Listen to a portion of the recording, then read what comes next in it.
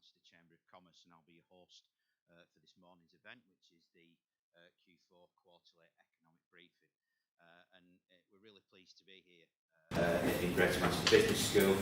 We'll hear from Neil Shaw in a minute about a little bit more about what work goes on here. But we'd just like to thank them for the room and sponsorship today. The Quarter 4 QES, it's absolutely great to see. A couple of things. We have got a live stream going on today, so anybody watching this live, hello and welcome. It's always feel a bit disembodied, don't you, when you're speaking to people that aren't in the room or anything. But welcome to those of you joining on the live stream. If you've got any questions or anything, please pop them in the chat. We'll try to get round to them in the appropriate time. We were going to have Sean Hines joining us today as part of a panel Q&A. Sean is the Chief Executive of Manchester Central, though you may have seen he just recently got a new job as CEO of Newbury Racecourse, which he'll be starting next year. But Sean should have been joining us. Unfortunately, he's had a family bereavement, so he sends his apologies. We're obviously totally understandable in the circumstances. So if you were coming along expecting to see Sean, that's the reason why. Like I said, today we're going to release results of the Quarter Economic Survey for Quarter 4. In a minute, I'm going to ask Neil Shaw just to say a few words as Chief Executive of Greater Manchester Business School about a little bit of the work that goes on here. We'll then hear from Subra, who's going to go into the real sort of results and things from the survey, the findings. We then got Hakeem Owolabi, who's the Professor in Business and Innovation at going to do a session on net zero. We added some questions in that the business school wanted asking in the QES around net zero and business input into that, so we're going to do a quick run through of those results as well. I'm sure there'll probably be some questions on the back of that.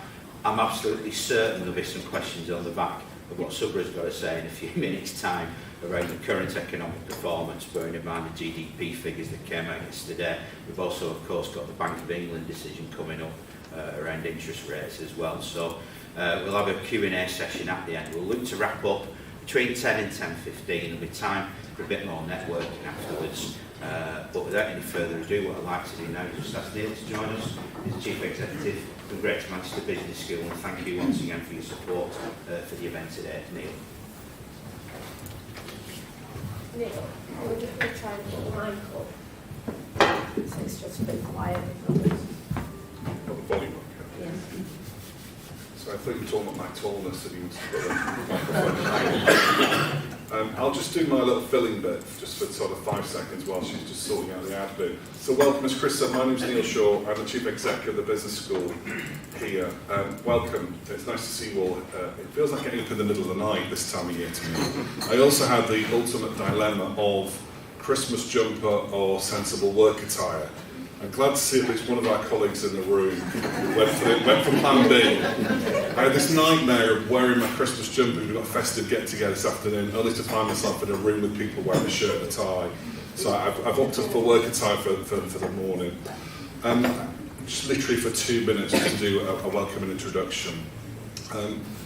As I look around the room, I know a number of you know the business school, but I also recognise not everybody's familiar with us here at the Greater Manchester Business School.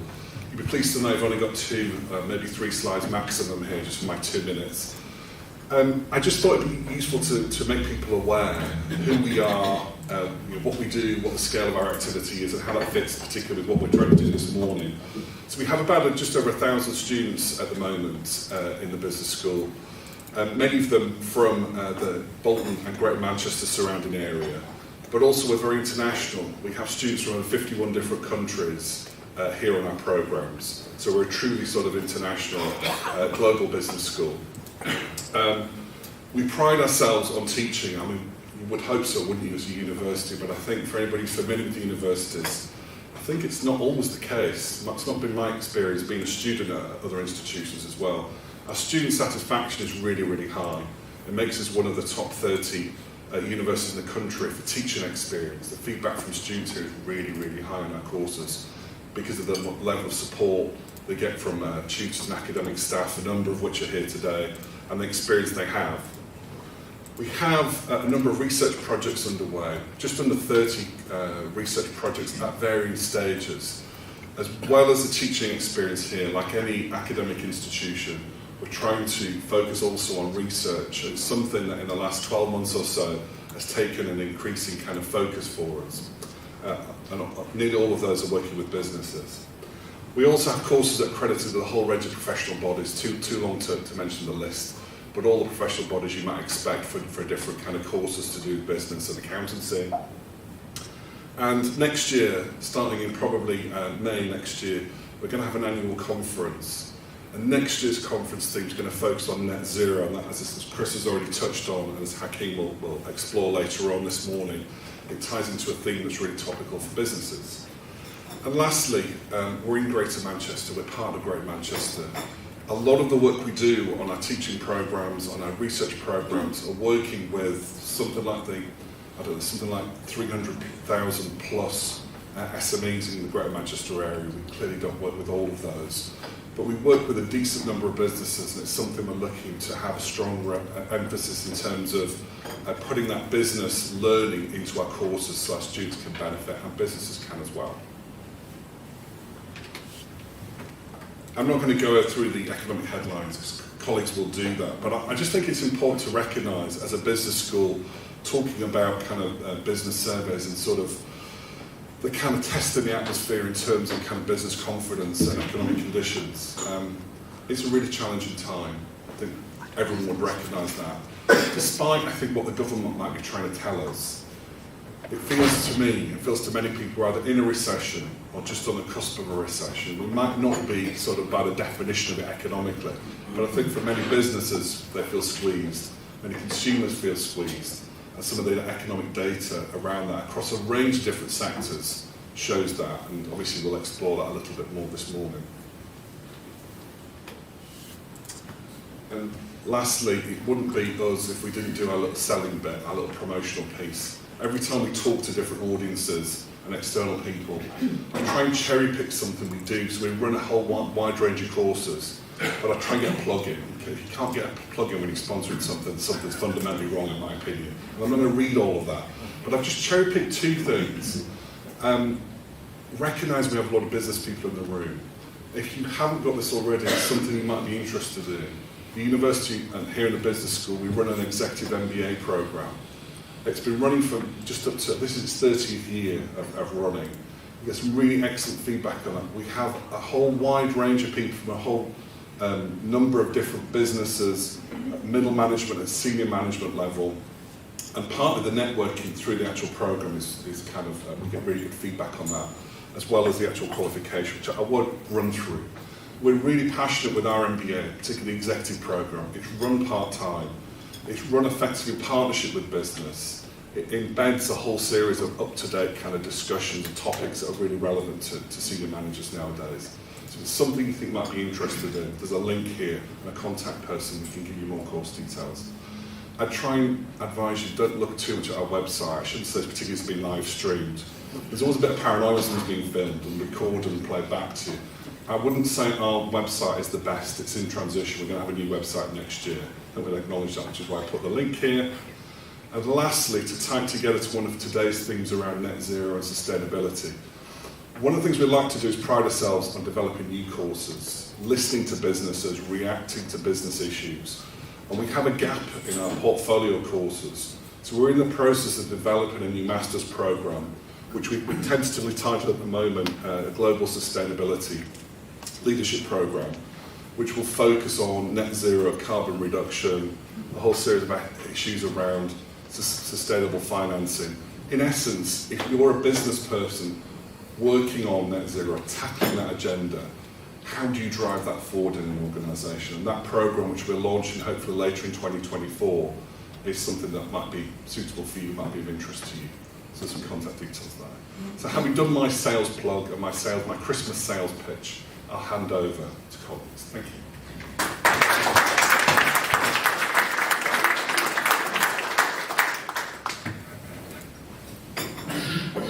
Thanks very much, Neil. Thanks once again for the support to QES, and obviously we'll hear from Keith in a bit about the net zero bit.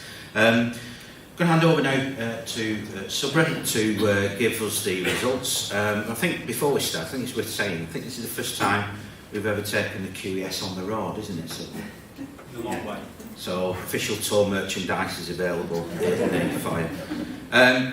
But yeah, it's good to be out, and it's good because sometimes just doing stuff in the centre of Manchester, and it's a Greater Manchester thing and one thing or another, I think it's important we get out as often as we can to everywhere across Greater Manchester, because you know what's happening to businesses in one area is the same thing that's happening to other, and sometimes I think it's important that we can get that message across. So again, thank you once again to Neil and colleagues for giving us that opportunity to do that today. So without any further ado, I'll hand over to Subra for the Q4 QES results. Subra.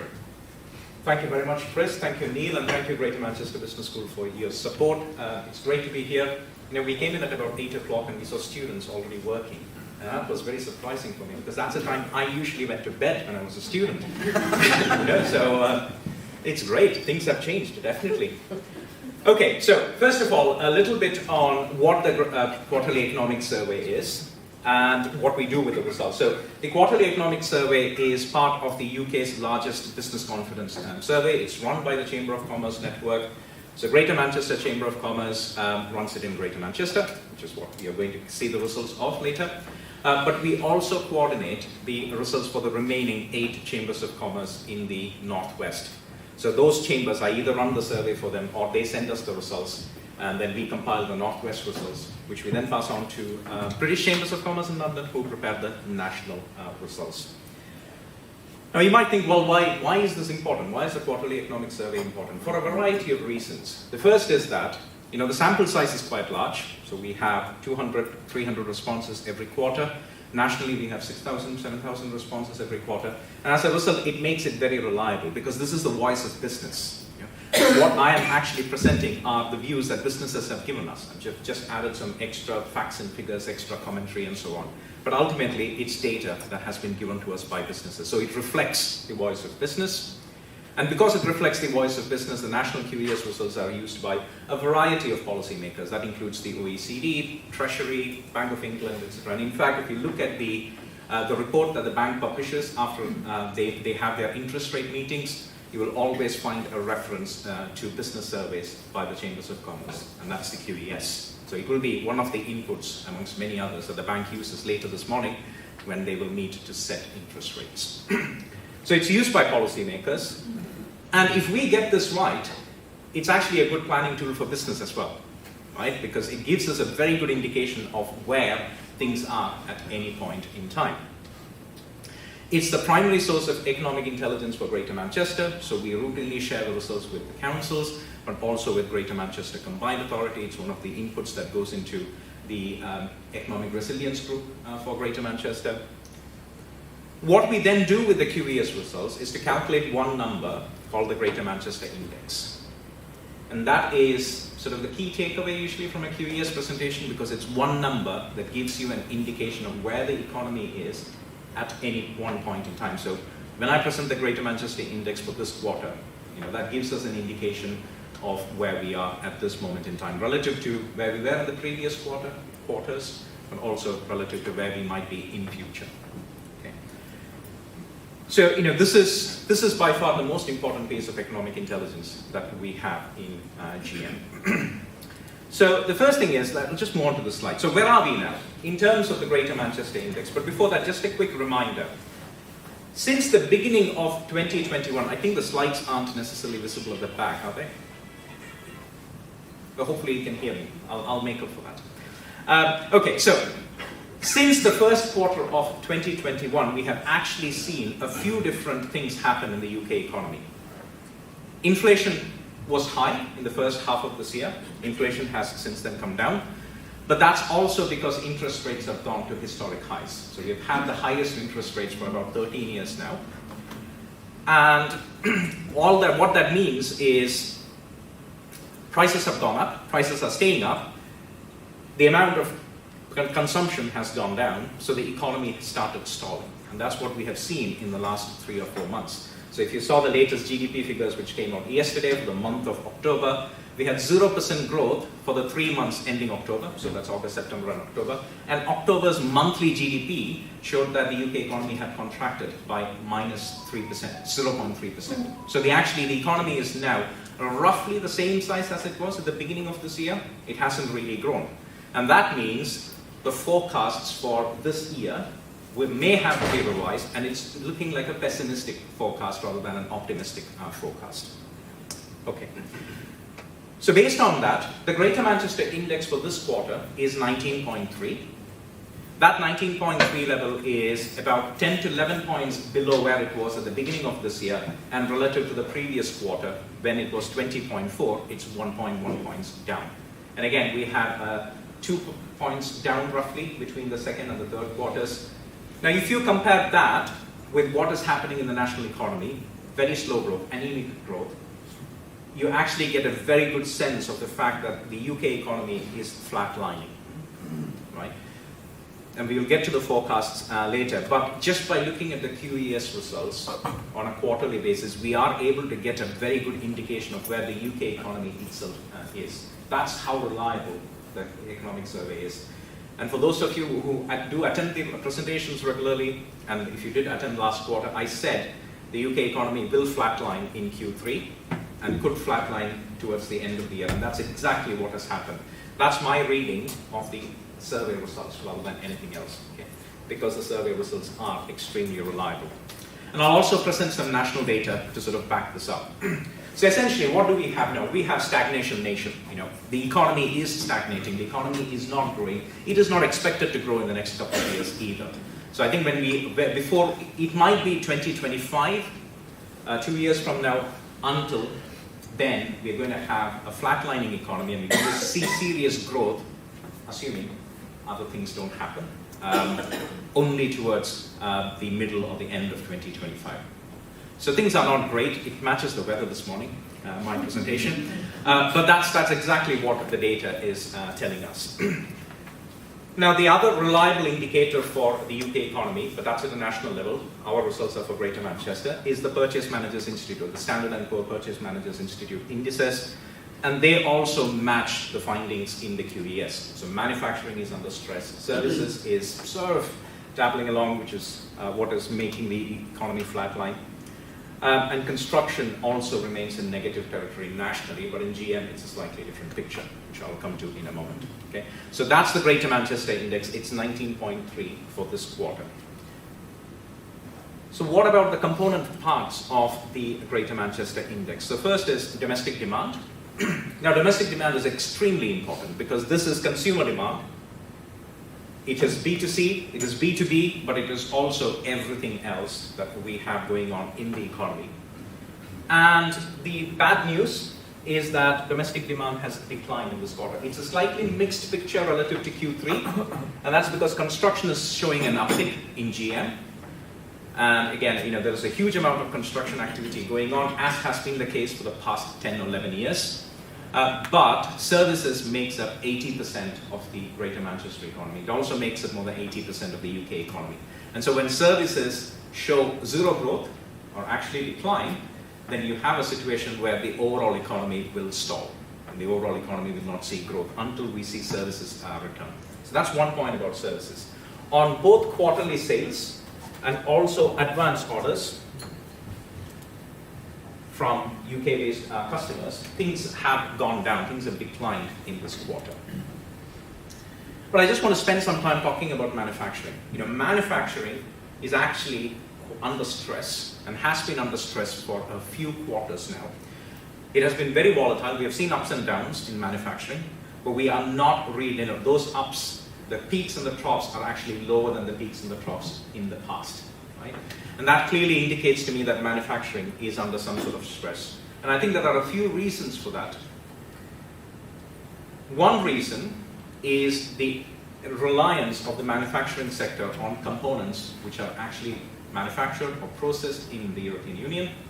And so you also have the situation where there are complex supply chains between the UK and Europe, and those are clearly affected now after Brexit. So Brexit has had some impact on the UK's international trade position, but I think it is particularly affecting the goods sector, which is where manufacturing really comes in.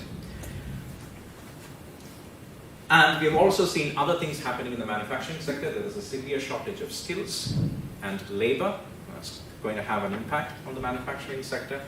And there is also a lack of investment. Right? So across the UK, we are actually struggling with both business investment, and we have had huge projects such as HS2, etc., cancelled. So there is a reduction in the amount of money that the government is investing as well. So that reduction in investment, the shortage of skills, and also other impacts such as those coming from Brexit are actually having a very serious impact on the manufacturing sector. There's more data to back that up later. So on both quarterly sales to UK customers and advance orders from UK customers, we have seen reductions in manufacturing and services. Construction is showing a slight uptick, but construction, do remember, is always volatile. It's a lot more volatile than other sectors. And what happens in the construction sector is sometimes you get one huge project approved, the pipeline goes up, and then once that is going on, boots on grounds and construction activity taking place, you may not necessarily have an equally high value project enter the pipeline. And so you will then see a reduction. So the construction sector is generally very volatile. It's also only about 8% of the economy. So it is services and manufacturing which make up the rest. So we do need to see growth there. Manufacturing is also a productive sector. So we all, it is also labor intensive in some cases. So we would need to see investment and growth in the manufacturing sector. So that's on domestic demand. And what about exports? Again, very important for the UK economy. Again, a slightly mixed picture, because we have seen export orders for the manufacturing sector show a slight improvement. Okay. And export sales, again, in the, this is very sensitive clicker. And export sales in the services sector also has shown a slight increase, but it is not a serious increase, it is just a marginal increase. But the thing about the manufacturing sector is this: irrespective of that improvement in quarterly sales, advance orders, that's a touch screen as well, fantastic. Okay. I think I'm going to put this down and I will just use the mouse and the keyboard, no old-fashioned. But irrespective of the fact that domestic sales has declined, overseas sales is also this is going fantastically well. It, ladies and gentlemen, mirrors what's happening in the economy. Completely out of control. Okay, so the manufacturing sector, export sales have shown a slight increase. Advance orders from overseas customers has declined, but here is the thing. Irrespective of that increase, the balances are well below zero. Okay? Which means a lot more businesses in the manufacturing sector have actually recorded a reduction compared to the number of businesses that may have shown an improvement. So what I'm presenting, and I should have mentioned this earlier, these are balances rather than actual percentages. So it's the difference between the proportion of positive responses to a question and the proportion of negative responses to a question. That's how we present the QES results, because one measure in itself as an improvement may be actually very misleading. Okay? So when the balances are zero, it actually means that overall that sector it has gone down, is contracting or is in decline. So again, with overseas sales, when we had an extensive discussion in the last quarter about international trade, the UK's international trade position has been badly damaged by Brexit. It has also been damaged by COVID.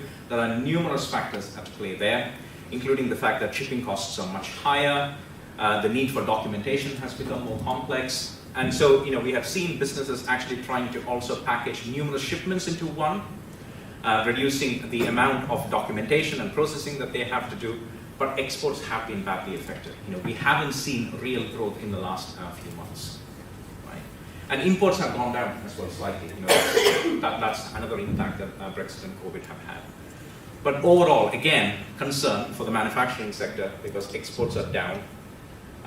Domestic demand is also down. Okay. And if you think that is all the bad news that I can give you this morning, hold your breath, ladies and gentlemen.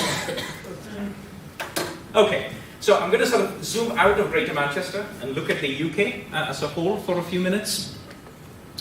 And what I have here are a couple of charts, which is from ONS data.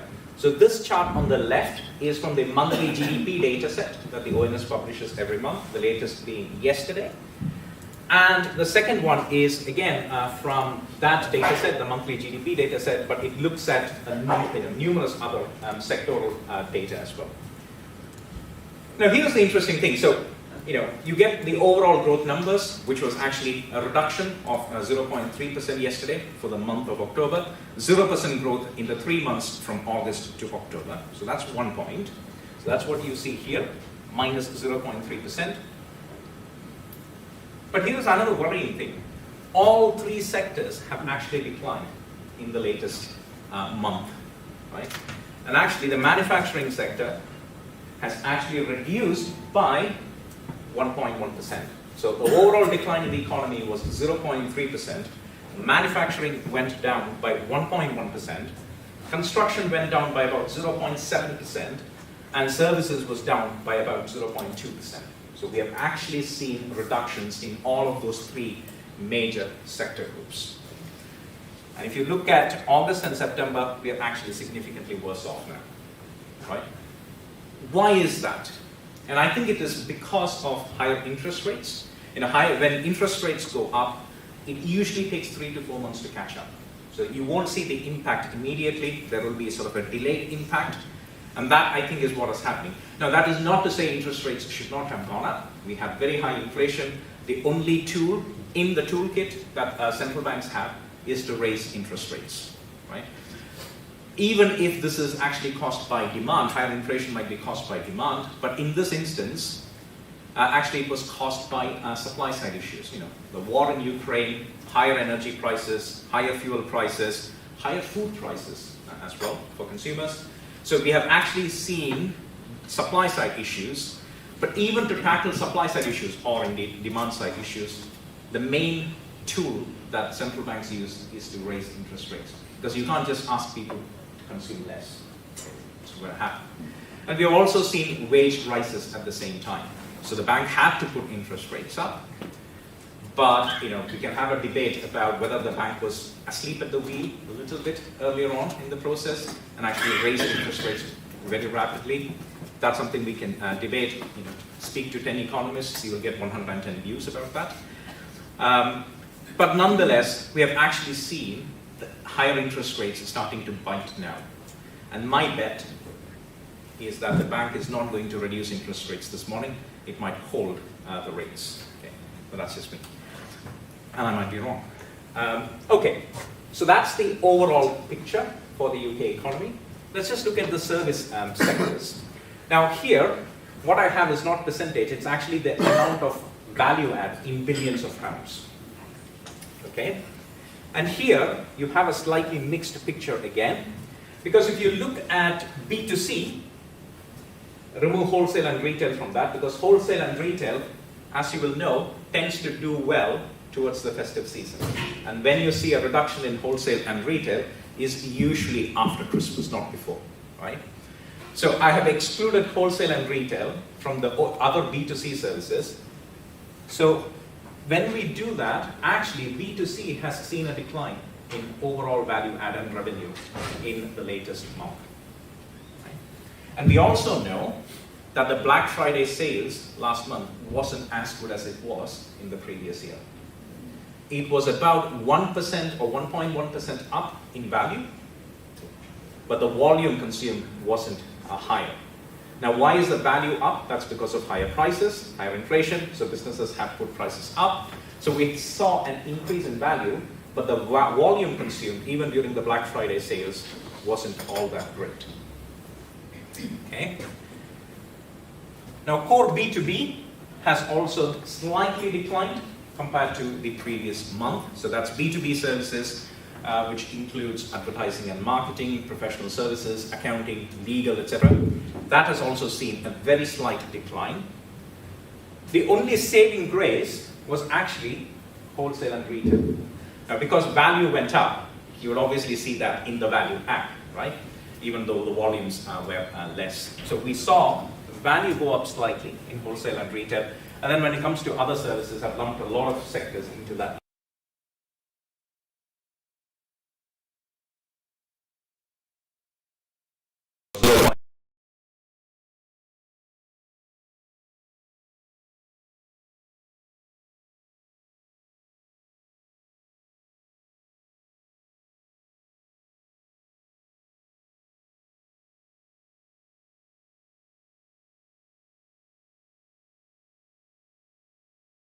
Retail sales and household spending, spending on credit and debit cards.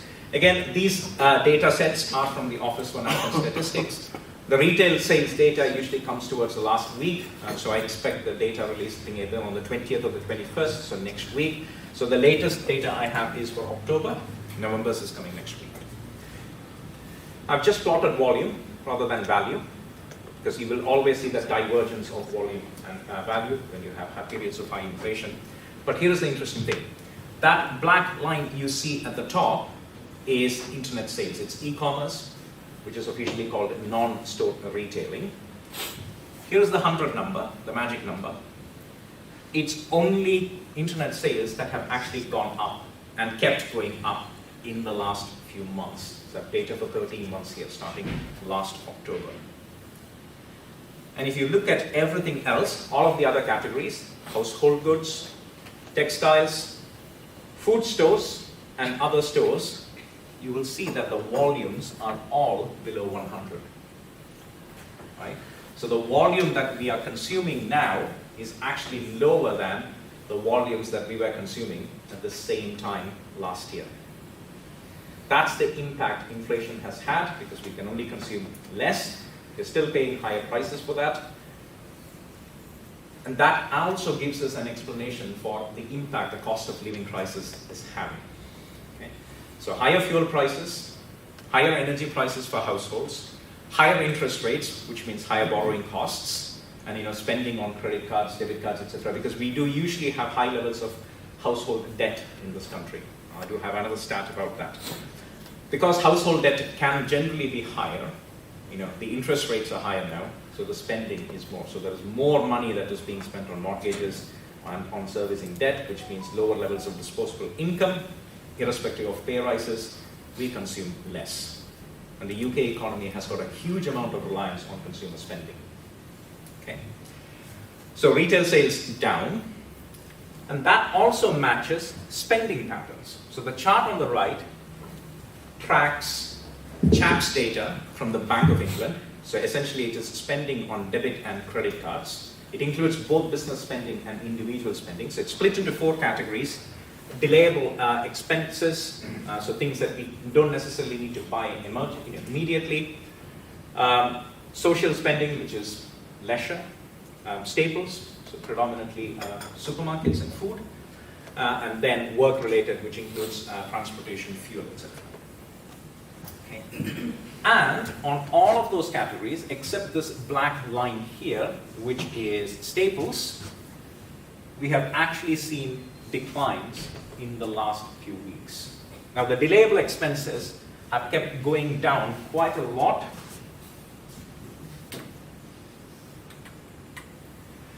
Kept going quite a lot into September and October, and they have seen a slight increase.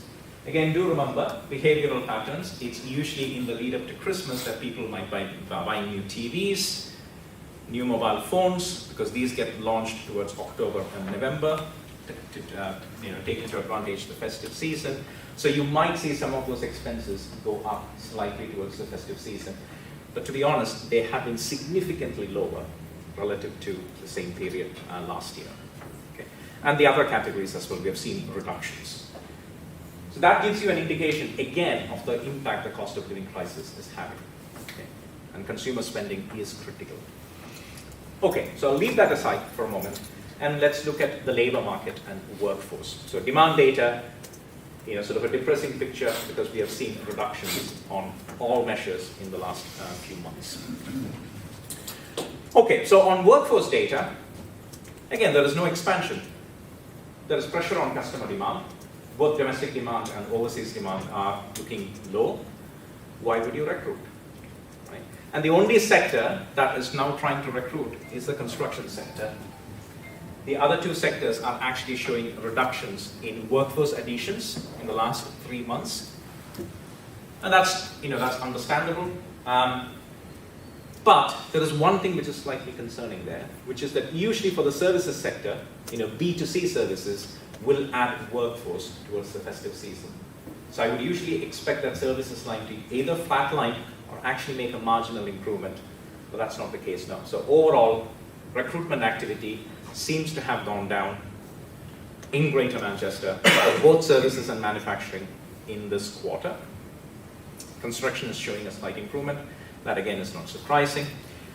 And then expectations about additions to the workforce. Again, marginal decline for services, a remarkable decline for manufacturing, and then construction activity. Usually it's construction sector. But again, that is very volatile, so I wouldn't read too much into that as well. But again, this matches the demand data. When demand is on the lower side, you don't actually need to recruit huge amounts of people. And the other interesting thing, which we saw in the previous quarter, also reflected in this quarter, was that recruitment for temp roles, temporary roles, part-time roles, etc., has shown a slight increase as well. Okay. Full-time roles did go up. Last quarter, this quarter, there was a reduction relative to previous quarter, but temp roles again has shown an improvement. Okay. So what about the number of businesses recruiting? Again, that has come down. No surprise there.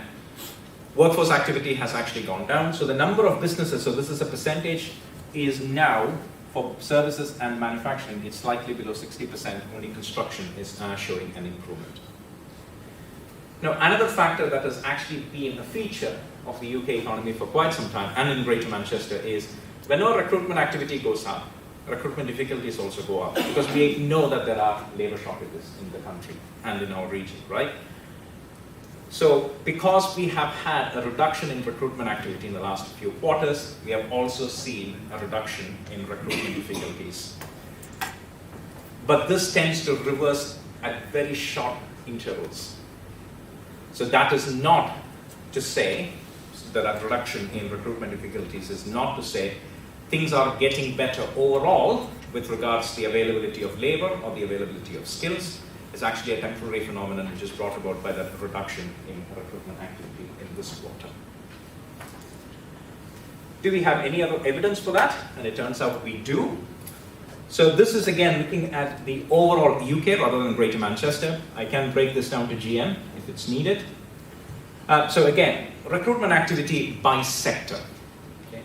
And the green line here is the number of advertised vacancies for all sectors together, and that has actually had a slight decline between the beginning of October and now. So the latest data I have is for the week ending the 20th of November. Okay. So there has been a slight decline in the number of vacancies. Now vacancies is actually a good measure because it gives us a good proxy for overall recruitment activity. Right? And if you remember, if you cast your mind back to the beginning of the previous year, so early to mid 2022, we had a historic high in vacancies, 1.3 million vacancies. That's now come down to something like 750 to 800,000 vacancies. So, point being, there are still lots and lots of unfilled vacancies, unfilled jobs. The labor shortage and the skill shortage is still a real thing.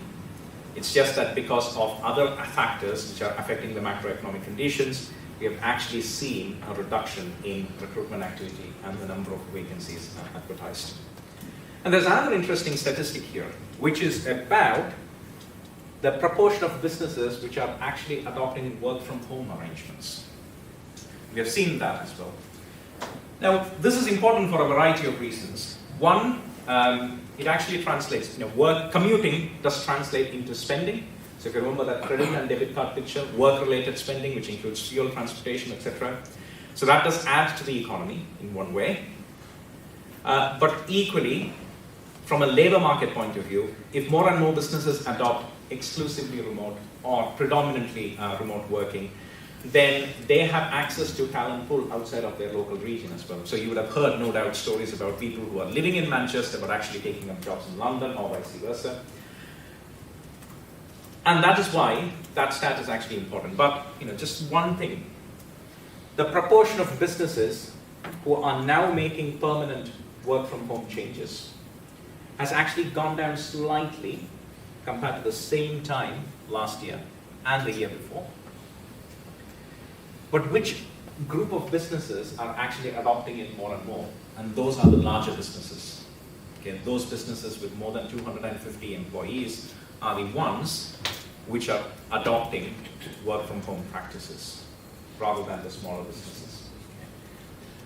And that again is interesting because it could give you some indication about demand for property, commercial rent movements, and so on. Because the larger businesses, if they actually downsize, then it is going to affect property market, particularly in city centers and town centers. Okay. It's just an interesting stat there. So a couple of other measures. Cash flow, capacity utilization, both are very important macroeconomic indicators. Again, no change in the pattern there. For 2 quarters, there has been a reduction. And services and manufacturing going down, construction showing a slight improvement. Matches the demand data, right? It's in construction, the demand is going up, activity is going up, cash flow positions have improved as a consequence. And the same applies to capacity utilization as well. So, very fewer businesses now are operating at full capacity or using their capacity available relative to the previous quarter or even this time last year. Now, capacity utilization is an important indicator also because it gives you the conditions for business investment. If more and more businesses are operating at high levels of capacity or nearing max capacity, that's when they will think of investment to expand, right? But you should also have the other macroeconomic conditions to be favorable for business investment. And at this moment in time, that's not necessarily the case. Okay. So, leading on to that, that's business investment. Now, business investment, again, has been stalling. One of the trends, and I have a separate slide on business investment. What usually happens in the UK is that business investment tends to go up in the first quarter because of some schemes that the Treasury has made available in the first quarter. So that's the first quarter of the calendar year, which is the last quarter of the financial year. That's when we see a slight uptick in business investment. Otherwise, the UK actually invests a lot less compared to peers. How bad is that? So let's look at this slide. This is, I think, my last slide. Okay, so on this chart on the left, I'm tracking 2 things. One is a measure called gross capital formation.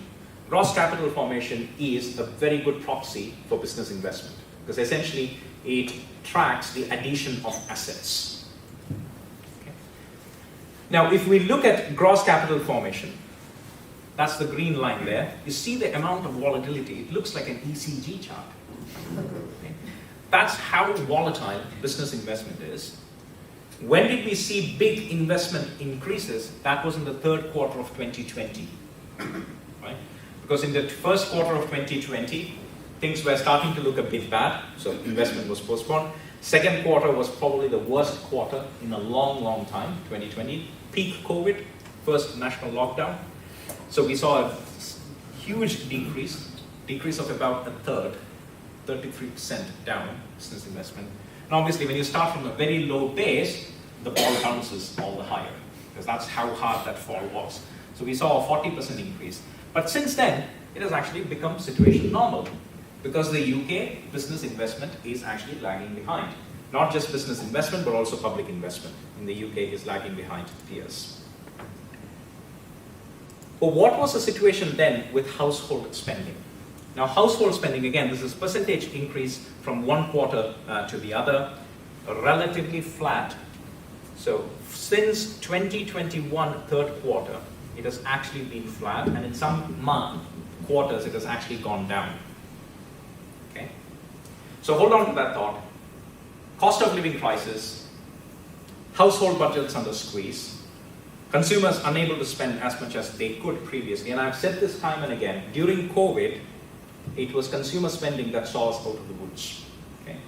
So we had a huge decline in the economy, and then the economy started recovering. that recovery was predominantly and primarily due to an increase in consumer spending. Even in that third quarter of 2020, it was DIY which actually saw a huge increase. So, this is how behavioral patterns can be impacted, but also can be gauged from economic data. Now, I've been talking about household spending and consumer spending quite a lot. So this chart actually tracks two things.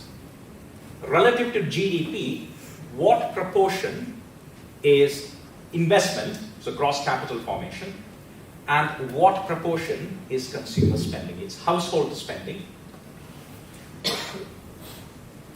And the United Kingdom is here, right? So get this, ladies and gentlemen. 67.6% of the GDP is what consumer spending in the UK is. So relative to GDP, 67.6%, the highest of every developed nation, and also significantly higher than developing countries like India and China. So in China, average household final expenditure is 38% of GDP. In Germany, it is 54%. You would expect that in the more advanced countries. In France, it is 52%. In India, it is 31.8%, so another developing country. So in line with China, actually slightly lower than China. The United Kingdom has 68% almost, 67.6%. It's even higher than the United States, where it is only 63%. That is how much dependent we are on household spending in the UK. Right? And what's the situation with investment or gross capital formation? China has by far the best investment figures. Relative to GDP, it is 44% almost. In Germany, it is 21.5%. In the United States, it's just about 21%. In India, again, developing countries will have higher proportions. It's about 31.5%. But in the UK, it's 17.9%, even lower than Italy. Even Italy invests more relative to GDP, in terms of both business investment and public investment. And that's how the things can be reversed. So the only solution to economic stagnation in the UK is to unlock business investment, is to create the conditions for businesses to invest more, and to actually ramp up public investment as well, right? So things like the cancellation of HS2 will have a huge impact on the economy. It's that opportunity cost that we can't even measure. There have been numerous economic cases put forward for things like HS2, Northern Powerhouse Rate, etc. And these will have a big impact on the UK for the long term. Right? Now, I was attending a presentation recently where we had a discussion on the combined impact of COVID and Brexit. And although we are still unable to sort of delineate the impact of COVID, the economic impact of COVID and the economic impact of Brexit, we know that at least 5% scarring is going to be there in the UK economy. So the UK economy in the long term could be about 5% smaller than it was because of the combined impact of COVID and Brexit. Okay? So just a couple of points about forecasts and a summary. So, there are clearly numerous economic challenges which are affecting the UK economy. Growth is stagnating. The UK economy is not in a great place at the moment. Inflation may have eased. So the Prime Minister has got one thing wrong. One of his ambitions, which was to reduce inflation, I wouldn't necessarily say right, but one of the things that the Prime Minister promised was to cut inflation by half towards the end of the year. That has been achieved. But do remember, inflation and prices are not the same. Inflation is now lower relative to it was 12 months ago, but prices are still higher, right? Prices are still going up by 4 or 5%. They're not going up by 12%, they're going up by 4 or 5%. And that has got to do with a variety of factors. The energy prices, etc., is an issue. The high cost of shipping and international trade is an issue, but also just conditions in the UK. Okay? And so what does that mean for the UK economy? Now, the UK economy, as I said, is not expected to grow significantly in the next 2 years. So we're going to sort of muddle on, and that is the expression that many economists have used. We might just plod on, but we're not going to see a huge amount of growth unless things change dramatically in the next few months. Now, the forecast for this calendar year of 2023 was still that we would have 0.3% growth. That's looking like that may come under some pressure. But it is achievable. But for that, we need to see significant improvement in retail sales. And when the data comes out next week. So essentially what we need is a bumper November and a bumper December. And if that happens, then we might still get that 0.3% growth for this calendar year. Otherwise, that might actually go down to 0.1% or indeed a flatlining situation. Okay. I'm done with giving you all the bad news, ladies and gentlemen. So I will hand over to Chris.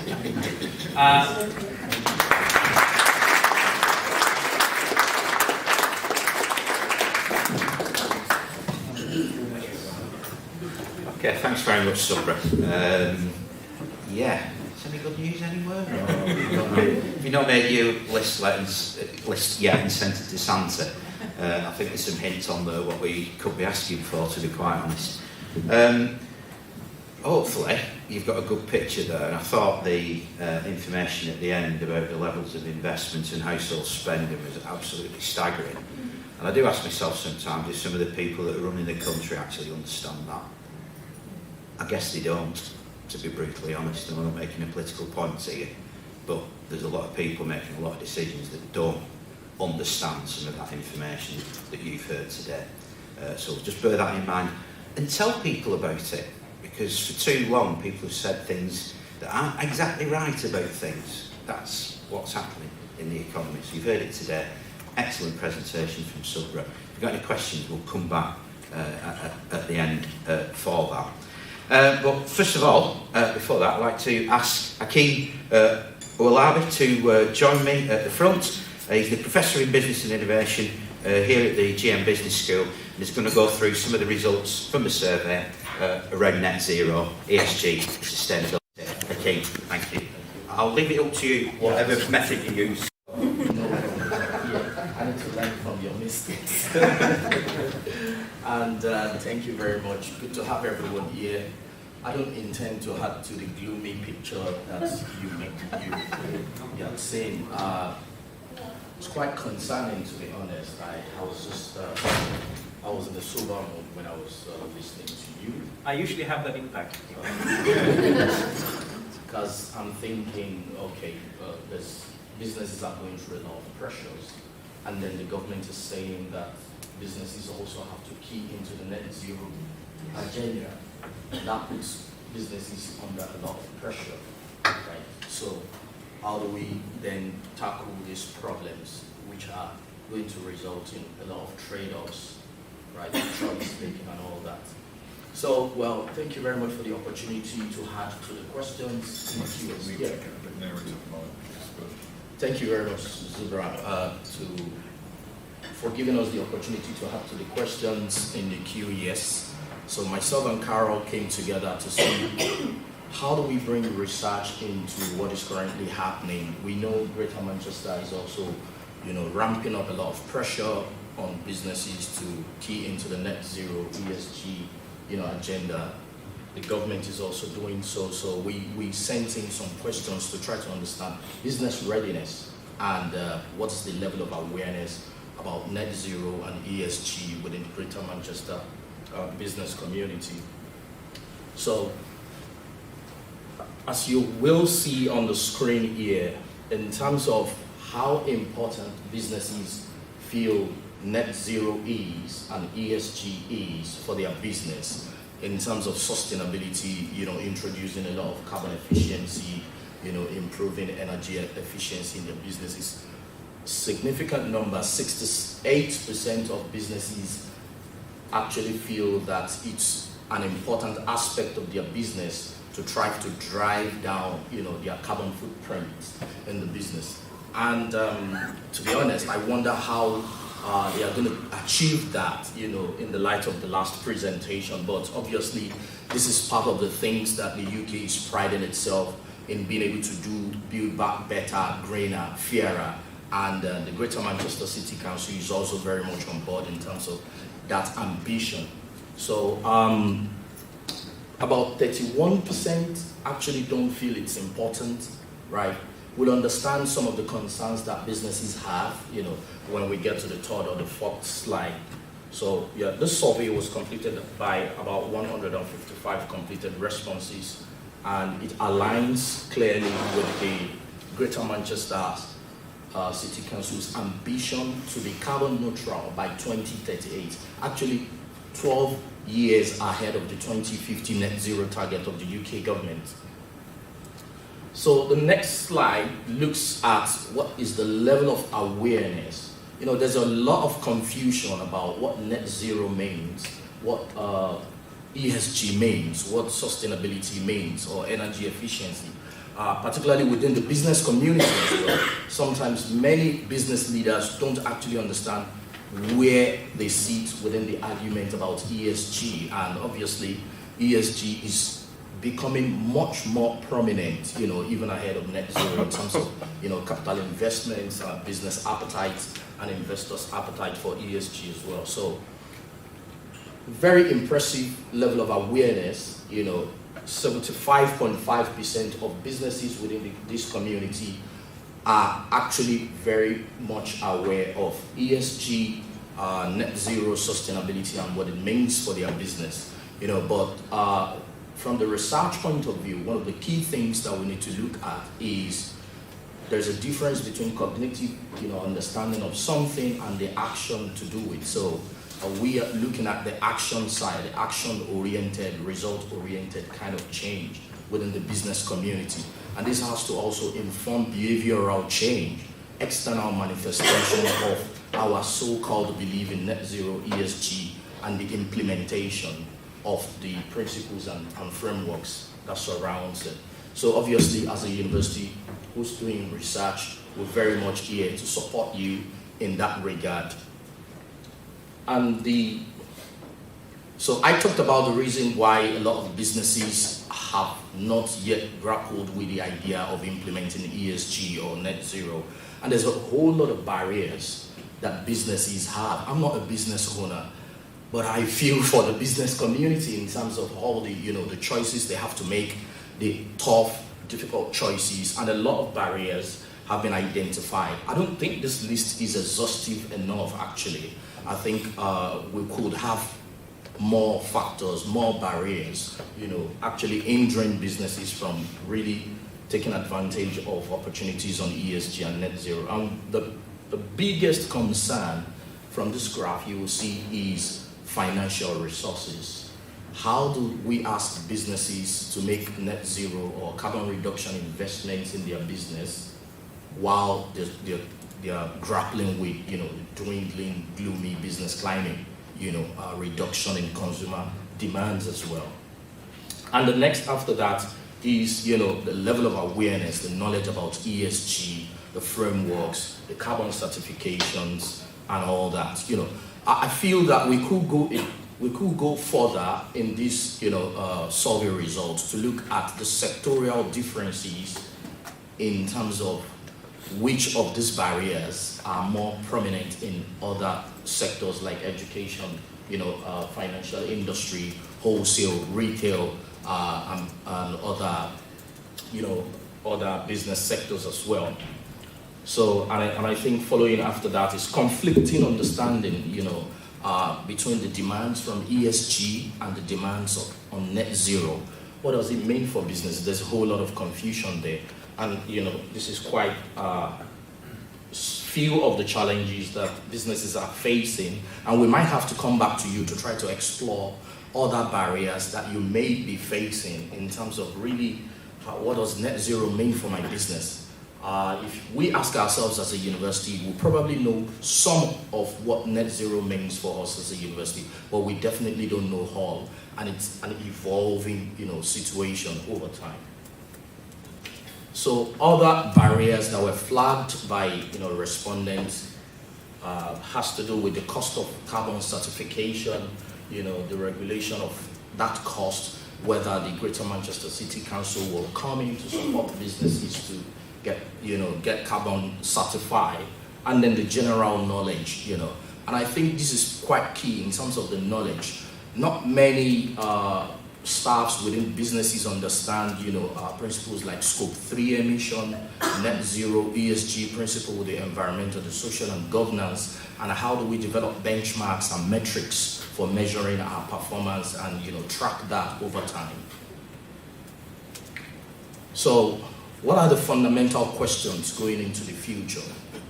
For businesses, we feel that one of the things that will be at the forefront of many business mindset will be about cost-benefit analysis. So the government is asking us to do a net zero compliance. The City Council want to be net zero neutral by 2038. What is the benefit for my business? What is the cost? These are things that we as a research institution can sit down and help, bring, intelligent colleagues around evolving these. And that's one of the reasons that we're also starting a new program on global sustainability leadership. So the next question going into the future is when we ask businesses to reduce their carbon footprint, this will create a lot of disruptions in terms of business processes. Sometimes it also involves re-engineering your business models, right, to make sure that you reduce carbon footprint.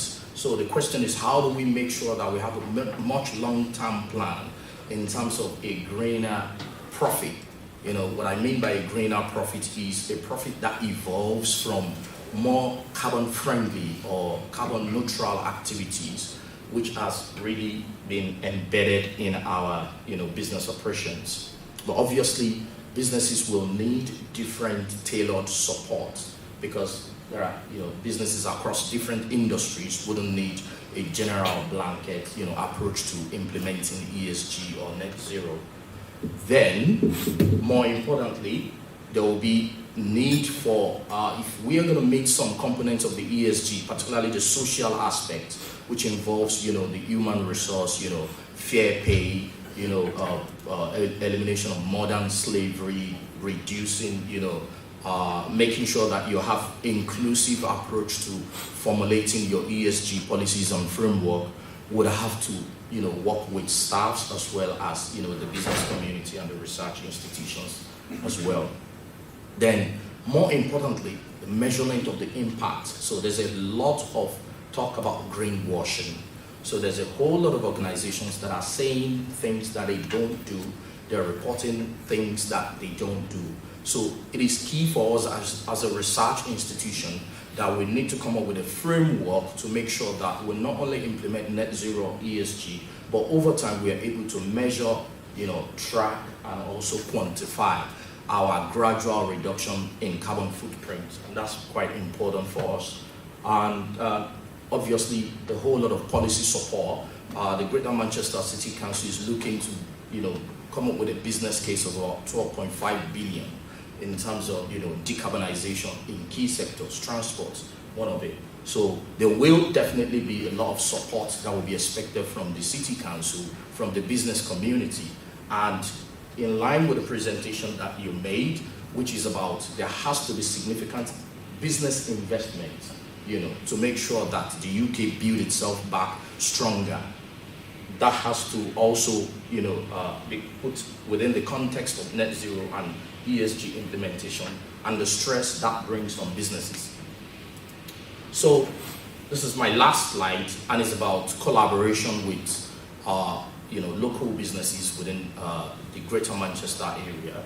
We're very much open to collaboration with you guys in terms of research on net zero. There's a lot of opportunity to do research. We feel that business leaders, there's a whole lot of challenges trying to get your head around staying afloat and also reducing carbon footprint within your business. So we want to understand at the senior management level, what kind of tough decisions, what is, from a decision theory point of view, what are the things that you have to, trade off? How does this affect your whole business process? Does this push you out of the business completely, or how do you then evolve as a business going forward if you're going to go greener and make sure that you generate future greener profit? So we are very much on ground to make sure that we give you support in that regard. And there's also a lot of opportunity for KTB project. One thing that local businesses need to know is that most of the time it's always important to innovate yourself out of the challenge. And there's a whole lot of opportunity in terms of research income, knowledge exchange, that we can collaborate together to develop projects that addresses the unique challenges of each organization and how you evolve from that on a much more sustainable path. So it's about long-term strategic planning for a lot of businesses, and at the Greater Manchester Business School, we're very much on ground to give you that support if you come in and talk to us. So I've been told not to talk too much about what are the existing sustainability initiatives that many businesses are implementing, but obviously a lot of businesses have said they're doing supply chain sustainability, which is about scope 3 emission, energy efficiency. There's a whole lot of businesses that are also, bringing on board efficient waste management. These are nice initiatives, but they have to be holistic, and they have to have the support of the Greater Manchester City Authority to make sure that there's a movement in the right direction for the entire business community. Thank you very much.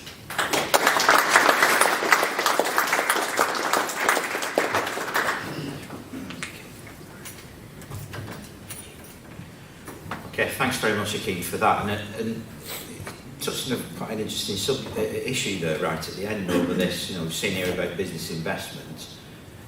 What you've just been talking about there will only happen if there is an increase in that investment as well, and it's these sort of more intelligent ways of approaching some very fundamental economic issues that I think we've got in this country, which seems to be lacking a little bit at present.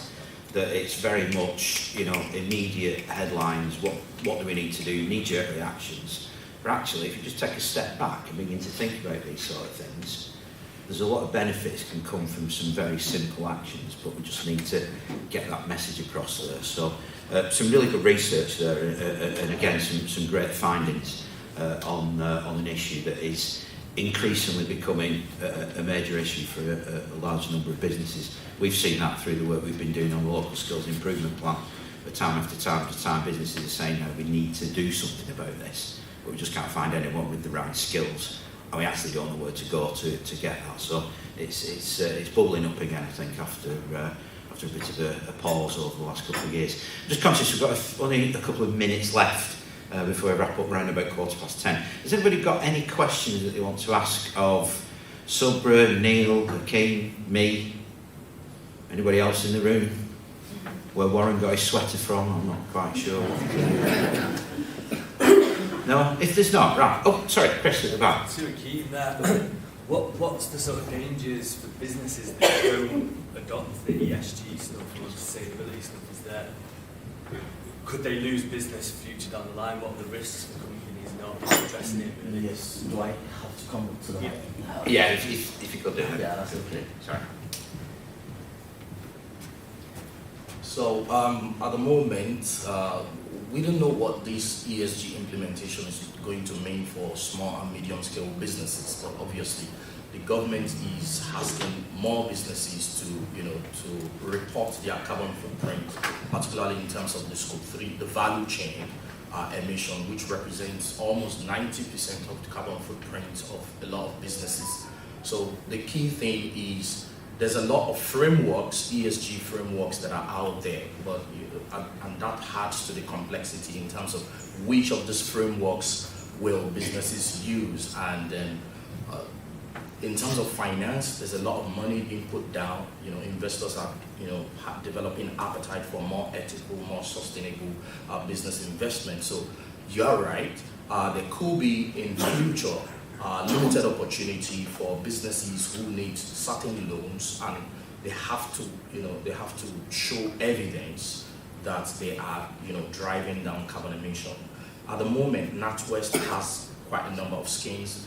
Virgin Money also have a lot of loan grants for businesses that are attached to compliance with ESG and reporting the carbon efficiency of the organization.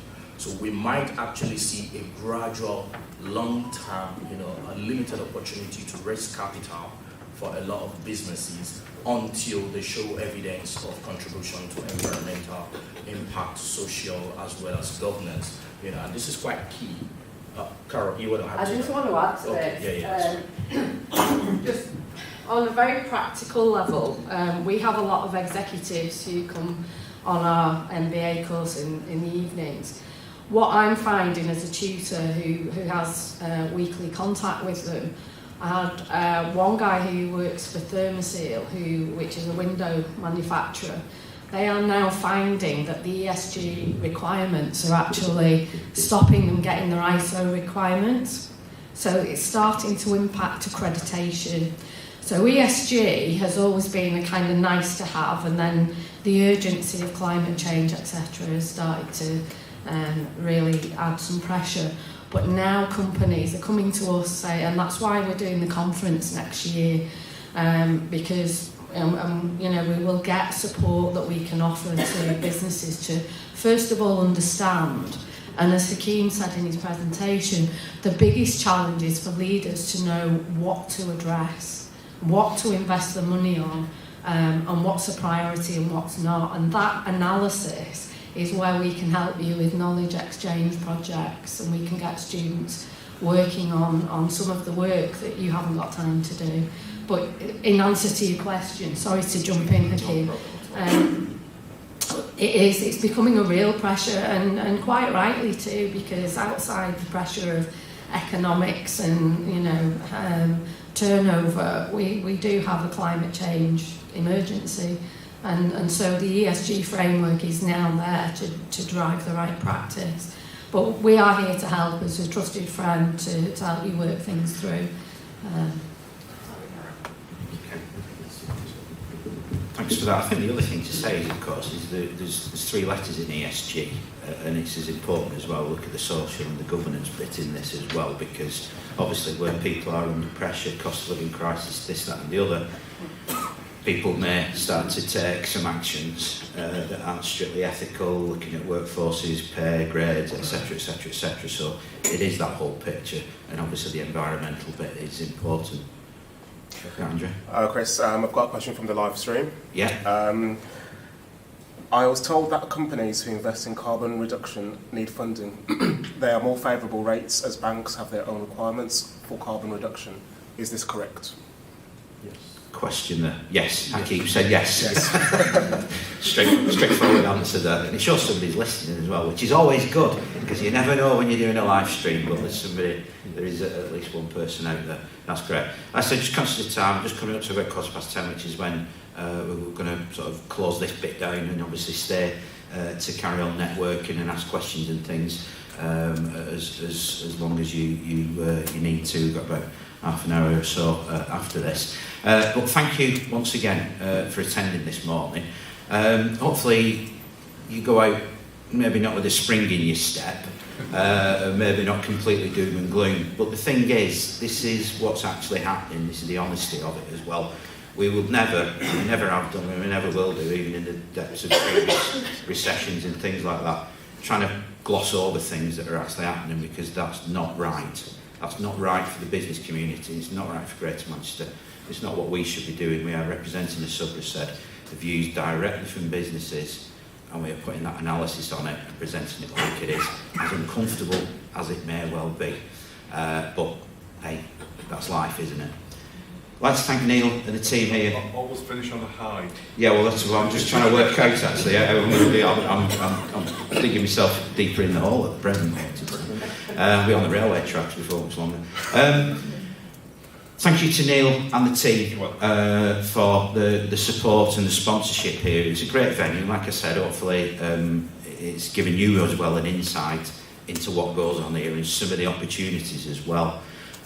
So please take advantage of it. There's something you've heard about this morning. You want to find out a little bit more, irrespective of what it is. Then please contact Neil or one of his colleagues here at the business school. Finishing on a high. Let's have a think about it. Well, it's Christmas, isn't it, in a few days' time, so that's always good, and might have a bit of time off and a new year and one thing or another. We are starting our work at the Chamber on the Campaign for Business 2024 ahead of what we know is definitely going to happen, which is a mayoral election in May for Greater Manchester, and a possible general election sometime next year, or maybe January 2025, depending on who you listen to. But we think that's going to happen sometime next year. So we're starting now to put together the key issues that are impacting business and representing those to the politicians, be that at a Greater Manchester level or at a national level as well. We've been contacted by 2 prospective parliamentary candidates already in the last week, wanting to come in and speak to the chamber and speak to businesses about the stuff that's actually going on. So I think this next election will capture people's imaginations and activity, possibly like we've not seen before for a long, long time. So please get involved in that. Don't sit there and suffer. If you've got ideas, if you've got something you want to take part in, something you want to say, please come and let us know, and look out for that work as we go forward over the next few weeks as we put all that stuff together. All it remains for me to say is thank you very much for coming. This is our last event of the year for the Chamber, so we always like to finish on a high. May have to resort to singing We Wish You a Merry Christmas before much longer, but anyway, thank you so much for coming, and look out for other future opportunities. It's great to see everyone. Have a great break over the festive season and into New Year as well. And please take care, look after yourselves, and please, more importantly, carry on doing what you're doing, because there's some really good stuff happening in Greater Manchester, some really great business.